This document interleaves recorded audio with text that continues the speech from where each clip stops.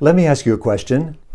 Do you feel like you are the most important resource in your organization or your company or your business or whatever your workplace is? Here's another way of putting it. On a scale of 1 to 10, 10 being I am indispensable, 0 being I don't matter at all, what number would you give yourself about how important and significant you feel to your organization? Hi, I'm Dr. Greg Nelson, and in today's video, I'm talking about what it takes to be motivated and fully engaged, fully thriving in our workplaces. I call it the 4 factors of innovative engagement, the 4 factors vital to every person and every team in an organization for people to be fully motivated and fully engaged. See, here's why this is important. Research shows us that in today's world, almost 80% of the employees in the workplace are at some level of disengagement. Disengagement. What this means is that people are coming to work, the far majority of people, and they're not fully engaged in the process of work. They're not necessarily loyal to the company.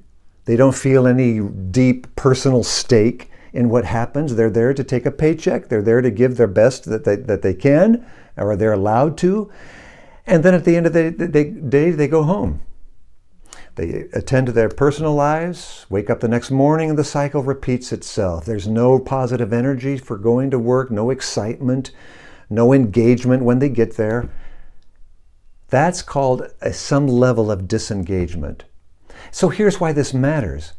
We now know through strong research that the higher level of disengagement there is, the higher level of stress and burnout there are in the workplace.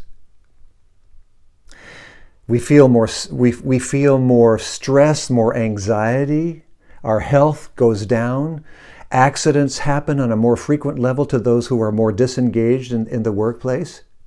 And so as a result, companies are spending billions of dollars every year to have to rehire and retrain people to fill the positions of those who have left.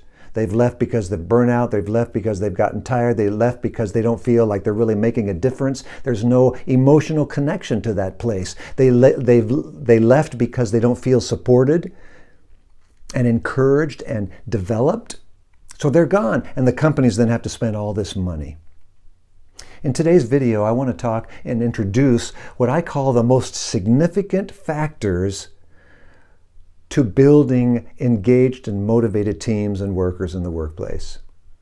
I call them the 4 factors of innovative engagement. These 4 factors have to be in place in the workplace for people to be fully motivated, fully inspired in order to contribute their very best in new and effective ways. 4 factors, here they are. Number 1, competency. I have to feel that I am competent in what I'm being asked to do. Now that I'll unpack competency in the next video, but let me just say that competency then, for me to feel competent, that means I have to have support, some training, some developing. I have to know who I am enough to know that this is my sweet spot. These are the strengths, my highest level of natural preferences and strengths, and etc. We'll talk more about that in the next video. But competency. Number 2 is authenticity. For me to be fully engaged and motivated, I have to feel that permission to show up at work as my full, authentic, honest, complete self. Now here's why this is important. My authenticity leads itself to a certain kind of voice that I contribute. And so I have to feel that my voice, my unique, authentic voice, actually will be heard and listened to, that my voice can make a transformational difference in the whole organization. If my voice is just sidelined, then my motivation level drops. How often have you sat in a committee meeting or a team meeting and made a comment and the leader just sort of bypassed it and went on to the next person? Or you gave an idea and it didn't seem to matter at all. No one said, hey, thanks for that. Let's talk about it.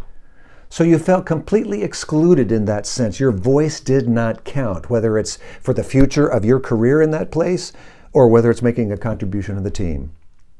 Thirdly, the third thing that has to be in place for us to feel motivated and engaged is what is connectedness. I have to feel meaningful connections to the people I work with, including the leaders in my organization. There has to be this sense that I have respect for them, they have respect for me, and this connectedness, we understand each other, we know each other more than just a hi, how are you? Connectedness.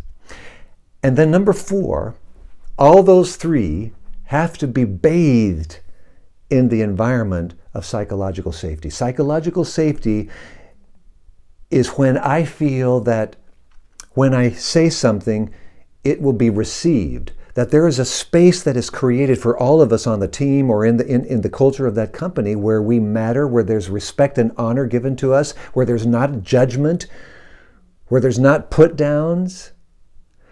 In fact, research shows us that the highest levels of innovation and creativity on the team is when psychological safety happens and exists. Why? Because psychological safety creates trust, and trust creates psychological safety, and it's this wonderful, rich cycle that happens and feeds on each other. That's the whole point of trust.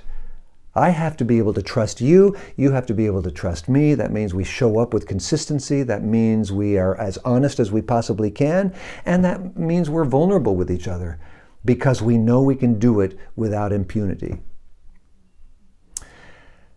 Competency, authenticity, connectedness, and psychological safety.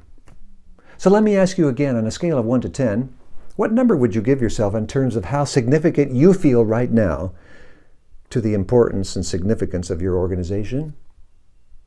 I hope you rated it higher than a 5. I hope you rated it an 8 or 9. But even if you didn't, my question to you is, what can you do? What is within your power to raise that number? If you're a leader listening today and watching, then you ask yourself, how would my team rate and rank this? What do I need to do to create these 4 factors more completely so that my team and the people around me feel that they can show up with competency, with authenticity, with connectedness, and psychological safety? So stay tuned. The next video will be diving deep in what competency means and what that looks like for you. And if you're a leader, how you can address it. If you're an individual contributor, what can I do to increase my competency? I hope you'll watch when the next video comes out. Thanks for listening and watching today.